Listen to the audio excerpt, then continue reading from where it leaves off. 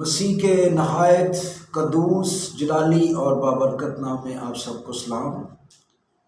میرے عزیز بہن بھائیوں، میں آپ سب کی خیریت خداوند میں امید کرتا ہوں اور میرا ایمان ہے کہ آپ سب خیریت سے ہوں گے۔ کتاب مقدس میں شادی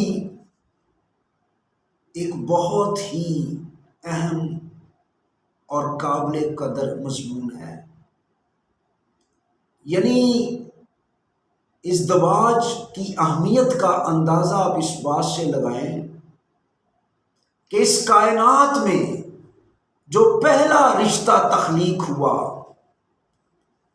وہ شوہر اور بیوی کا تھا، اور مسیح خداوند نے پہلا معجزہ ایک شادی کے اندر کیا اور وہاں پر ایک ازدواج کو تباہ ہونے سے بچایا، کیونکہ وہاں پر میں ختم ہو گئی تھی، اور اگر یہ بات ایکسپوز ہو جاتی تو ممکن تھا کہ یہ شادی نہ ہوتی، لیکن خداوند یسوع مسیح نے وہاں پر پانی کو میں بنایا اور ایک ازدواج کو تباہ ہونے سے بچایا۔ یعنی پہلا رشتہ زمین پر شوہر اور بیوی کا، پہلا معجزہ شوہر اور بیوی کے لیے، اور آسمان پر ہمارا آخری اور روحانی رشتہ بھی یہی ہوگا۔ مسیح ہمارا دلہا ہوگا اور ہم اس کی دلہن، یعنی روحانی اور آخری رشتہ بھی یہی کتاب مقدس میں ہوگا۔ تو میرے عزیزو، ابلیس اس دنیا میں ازدواج کو تباہ و برباد کرنا چاہتا ہے۔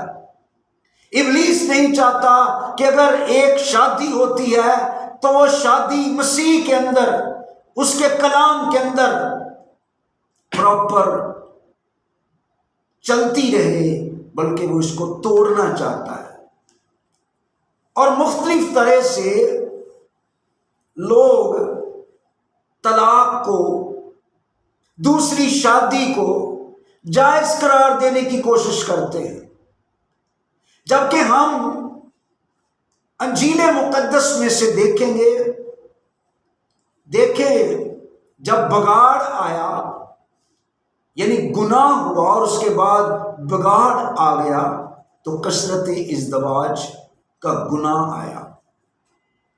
آئیڈیل سچویشن یہ نہیں تھی۔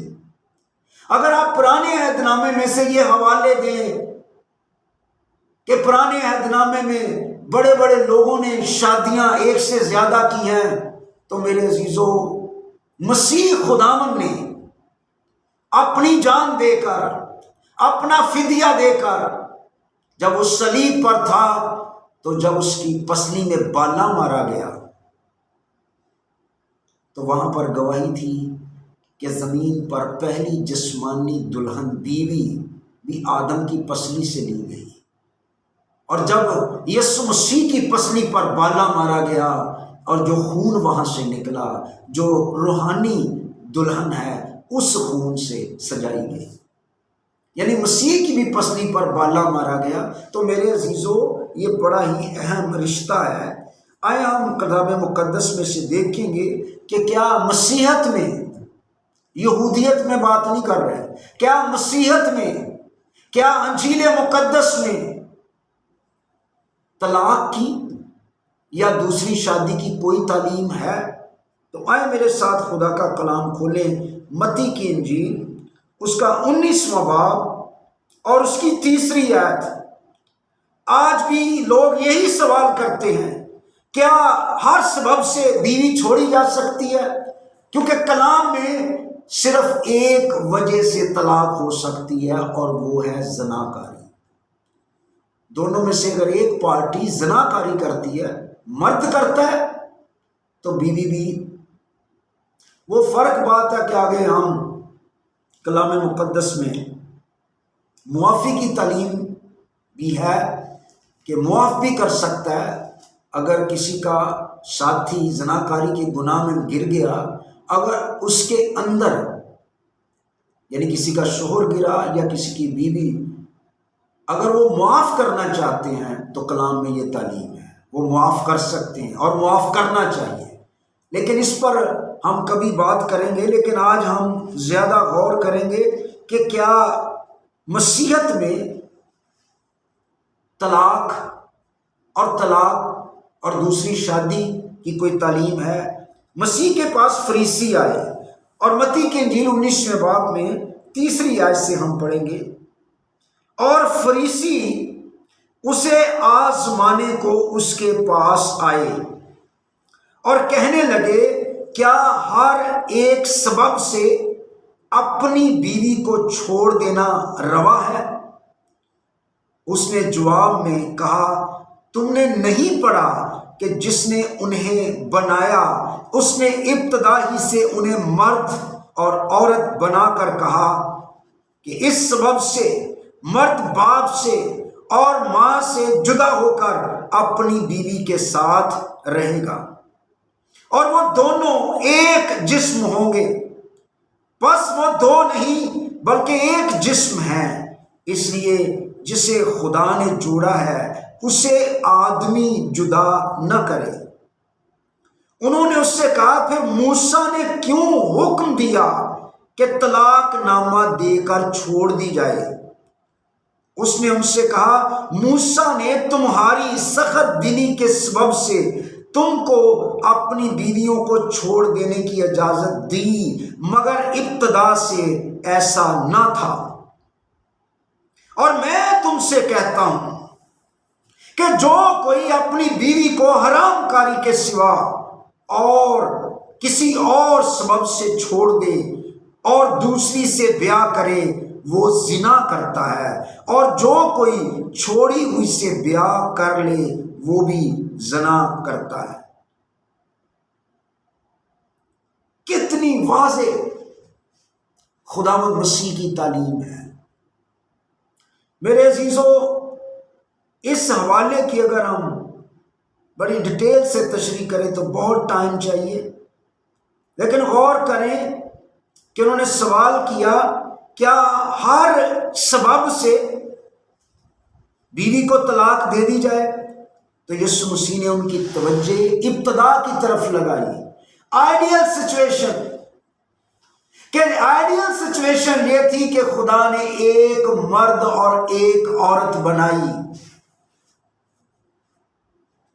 خدا چاہتا تو آئیں ذرا میرے ساتھ دیکھیں ملاکی کی کتاب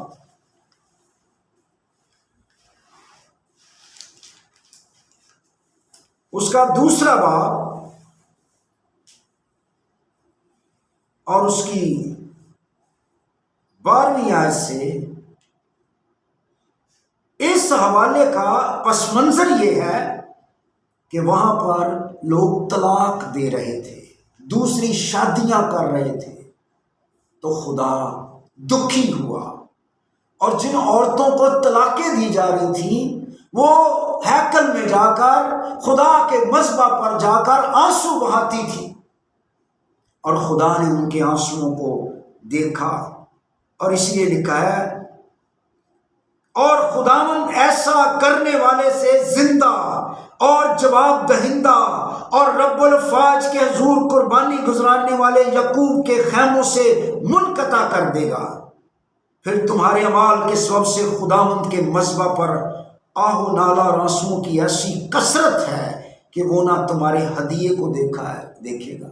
اب خدا کا کلام کہہ رہا ہے کہ طلاق کی وجہ سے آنسوؤں کی کثرت ہے، میں تمہارے ہدیے بھی قبول نہیں کروں گا، میں اپنی حضوری تم سے دور کر دوں گا، تم سے رابطہ منقطع کر دوں گا۔ اور خدا کا کلام کہہ رہا ہے کہ اس کا تمہیں جواب دینا پڑے گا، اس کا تمہیں حساب دینا پڑے گا۔ اور انہوں نے پھر سوال کیا، تو بھی تم کہتے ہو سبب کیا ہے؟ اب سب پوچھتے ہیں کہ اے خدا تعالیٰ کیوں ہماری قربانیاں قبول نہیں کرے گا؟ کیوں ہم سے رابطہ منقطع کر دے گا؟ کیوں ہمارے ہدیے قبول نہیں کرے گا؟ کیوں تو ہمیں رد کر دے گا؟ اب سبب پوچھا تو خدا سبب بتا رہا ہے، غور کریں۔ تو بھی تم کہتے ہو کہ سبب کیا ہے؟ سبب یہ ہے کہ خداوند تیرے اور تیری جوانی کی بیوی کے درمیان گواہ ہے۔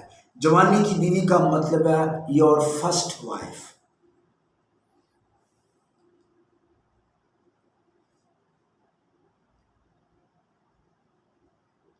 تو نے اس سے بے وفائی کی ہے، اگرچہ وہ تیری رفیق اور منکوحہ ہے۔ کیا اس نے ایک ہی کو پیدا نہیں کیا؟ دیکھیں، خدا نے ایک ہی عورت کو پیدا کیا، کیا اس کے پاس اور ارواح موجود نہ تھی؟ پھر اس نے کیوں ایک ہی کو پیدا کیا؟ اس لیے کہ خدا ترس نسل پیدا ہو۔ بس تم اپنے نفس سے خبردار رہو اور کوئی اپنی جوانی کی بیوی سے بے وفائی نہ کرے، کیونکہ خداوند اسرائیل کا خدا فرماتا ہے میں طلاق سے بیزار ہوں، اور اس سے بھی جو اپنی بیوی پر ظلم کرتا ہے۔ رب الافواج فرماتا ہے اس لیے تم اپنے نفس سے خبردار رہو تاکہ بے وفائی نہ کرو۔ طلاق سے خدا بیزار ہے۔ دراصل میں خدا کبھی بھی اڈالٹری، زناکاری، کیونکہ اڈالٹری لفظ زناکاری کے لیے بھی ہے اور بت پرستی کے لیے بھی ہے۔ جب کوئی بت پرستی کرتا ہے تو وہ خدا اور انسان کے درمیان کوئی تیسرا شخص آتا ہے تو اڈالٹری ہوتی ہے، اور جب ازدواج میں زناکاری ہوتی ہے تو مرد اور عورت کے درمیان کوئی تیسری پرسنالٹی آتی ہے، تو خدا کبھی بھی یہ برداشت نہیں کرتا۔ اس لیے میرے عزیزوں، دراصل میں یہاں پر خدا کہتا ہے ایک ہی عورت کو پیدا کیا، وہ دوسری زیادہ عورتیں بھی بنا سکتا تھا، لیکن کیوں ایک ہی کو پیدا کیا؟ تاکہ خدا ترس نسل پیدا ہو۔ تو میرے عزیزوں، ابھی یہ ٹاپک کافی لمبا ہے، تو اگلی ویڈیو میں ہم دیکھیں گے کتاب مقدس میں سے کہ اگر کوئی شخص اس حالت پر پہنچ جاتی ہے کہ کوئی سچویشن نہیں بنتی، تو پھر کیا اس حالت میں زناکاری کے علاوہ طلاق دی جا سکتی ہے؟ اگلی ویڈیو ضرور دیکھیے گا۔ خدا آپ کو برکت دے۔